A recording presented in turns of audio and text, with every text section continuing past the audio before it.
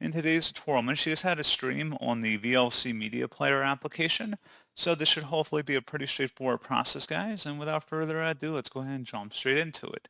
So all you have to do is select the Media tab up at the top left, and then you want to go down and select where it says Stream. You can also tap the Control and S key combinations on your keyboard as well to open that up. You can select the Add File Location button to change the file selection, and then you would select Stream.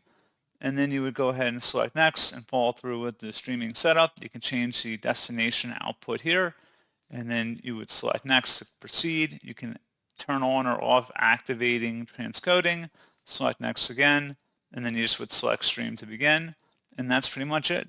So as always, thank you guys for watching this brief tutorial. Do hope that was able to help you out, and I do look forward to catching you all in the next tutorial. Goodbye.